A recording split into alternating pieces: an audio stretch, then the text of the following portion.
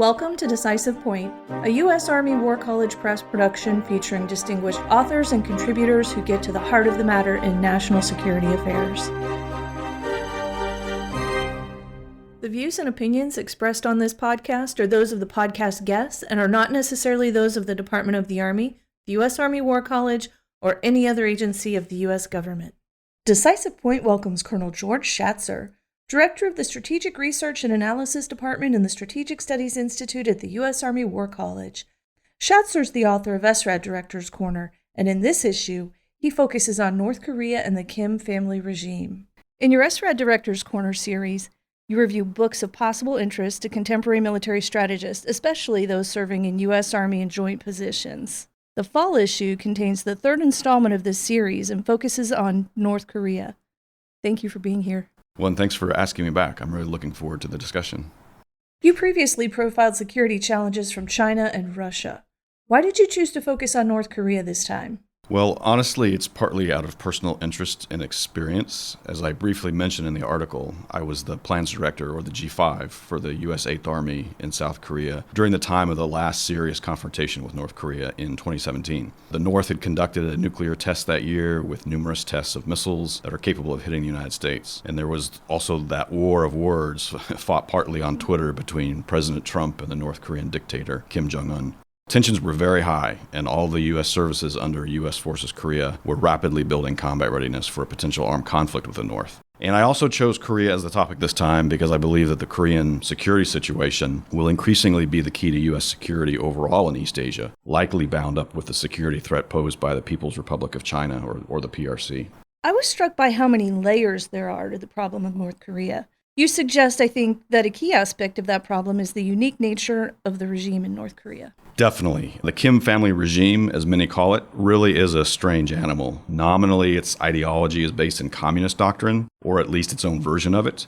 But it also follows a hereditary succession model, which is anathema to communist teachings. Then there is the cult of personality aspect that elevates the Kim leaders to being nearly divine. And they have a worldview heavily colored by a sense of racial superiority, while also subscribing to a doctrine of self-sufficiency, or Juche, because they view themselves as constantly under attack. And finally, there is this added aspect of hatred toward Japan and pride in fighting as guerrillas to end the Japanese occupation of Korea at the end of World War II.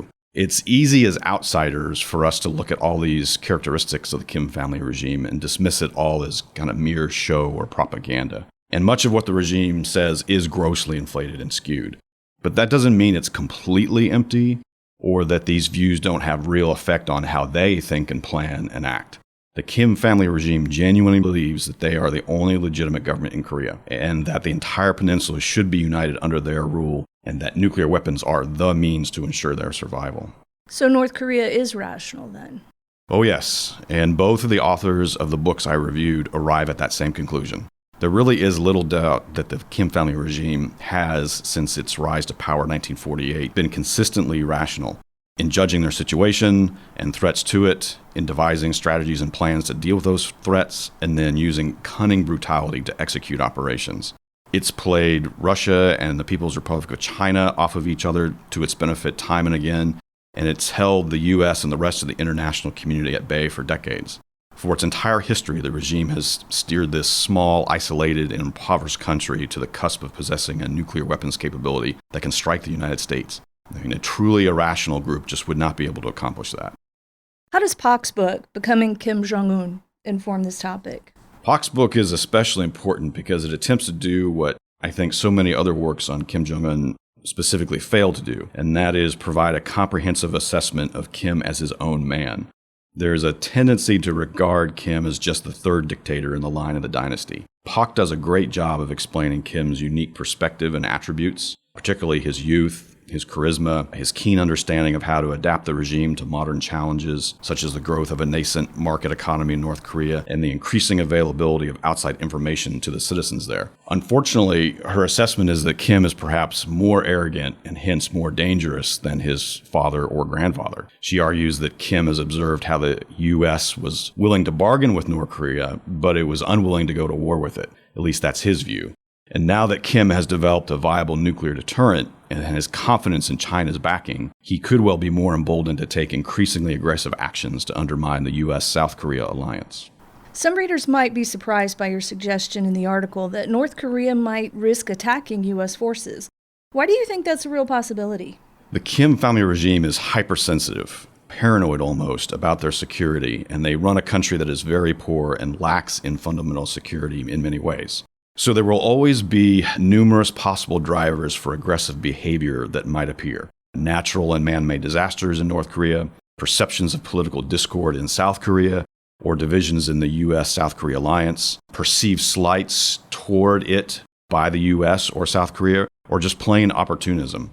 Many people today may not remember that North Korea attacked and seized a U.S. Navy research and surveillance ship in 1968, or that they shot down a U.S. Navy reconnaissance plane in 1969, killing the entire crew of 31 U.S. service members. Doubtless, North Korea's decision to execute both those attacks was influenced heavily by their assessment that the U.S. was tied down in the Vietnam War at the time, and the U.S. would not want to open a new conflict in Korea. But imagine today if the U.S. were involved in a major conflict in the region or elsewhere, and North Korea has nuclear weapons.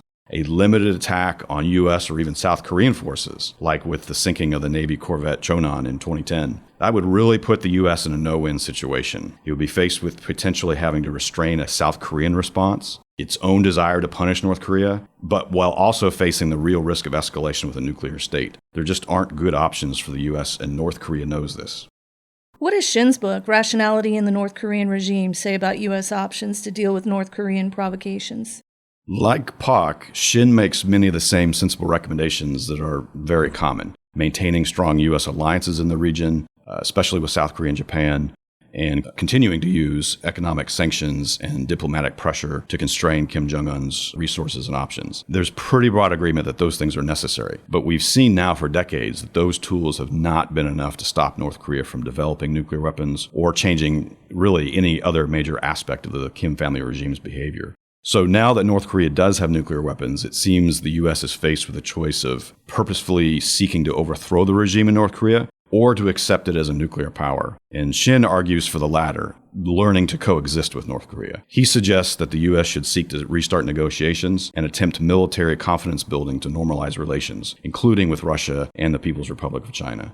Given all the conflict and tensions right now with Ukraine and Taiwan, that seems highly unlikely in the near future. I should note, in fairness to Shin, that he published the book a few years ago, well before the current geostrategic situation. Despite how unpalatable it might be to accept North Korea as a nuclear state, I think most would agree that attempting to overthrow the Kim family regime is infeasible for numerous reasons. Military action to do this would almost certainly invite PRC military intervention. Subversive action would likely be ineffective, as the regime has demonstrated for several decades that it remains in firm control. And even if someone did rise up and seize power in North Korea, there's no guarantee that that person would be any less dangerous or more acceptable to the U.S. It sounds then like the U.S. is stuck with a nuclear North Korea. Is this why you say Korea is the key to security in East Asia? That's certainly one reason, yes. Barring some major disruption or revolutionary event, North Korea is likely to persist as a nuclear nation, and that fundamentally alters the security dynamics of the region and beyond. Not only does North Korea have the potential to coerce others far beyond what it should be able to, but the PRC now has a nuclear weapons capable ally, something the United States does not even have in the region. If the PRC and North Korea were to collude strategically during a crisis or conflict, that could greatly constrain the U.S. and or its allies. Additionally, South Korea, I think, will be increasingly important as an ally for the U.S. in security issues beyond the Korean Peninsula and really across the region, or at least the potential is there, I think. South Korea already has the 10th largest economy in the world and continues strong growth this year despite inflationary pressures. It is a major exporter of consumer and durable goods. It has tremendous cultural influence around the world with the TV and movie industry, as well as popular music. If people aren't aware of that, ask somebody in their 20s or their teens about BTS and K-pop or about K-dramas. Also, perhaps not well known is that South Korea has become one of the world's leading arms exporters. South Korea expects defense exports over $10 billion US this year, with more growth coming. And South Korea is rapidly expanding its space program, having just launched a lunar orbiter. With already a 70-year history of close U.S.-South Korean relations, it seems likely that the relationship will be increasingly important to the U.S. Putting all these factors together, I think Korea, both North and South, now reaches well beyond just the peninsula and could have an effect on East Asian security on par with that of the other major regional powers. Final thoughts? In the article, I say that the People's Republic of China and North Korea are a package deal, that the U.S. won't face either state alone when dealing with security issues. When the U.S. is dealing with one, it'll be forced to at least consider and probably deal with the other. I don't mean to say that the PRC and North Korea have perfect relations, or that the PRC can dictate terms to North Korea. But the PRC views North Korea as vital to its own security, and the Kim family regime will remain heavily dependent on the PRC for support. As we watch the ratcheting up of tensions across the Taiwan Strait recently, any U.S. response to a conflict there will have to account for North Korea and not just the PRC. Thanks so much for your time, for your insight. It's always a pleasure talking with you. Well, thanks for the opportunity to discuss this today. If you enjoyed this episode and want to learn more about the Kim family regime and what Jung H. Pak and David W. Shin bring to the conversation, visit press.armywarcollege.edu. Look for Volume 52, Issue 3. If you enjoyed this episode of Decisive Point and would like to hear more, look for us on Amazon Music, Spotify, Apple Podcast, Stitcher, and any other major podcast platform.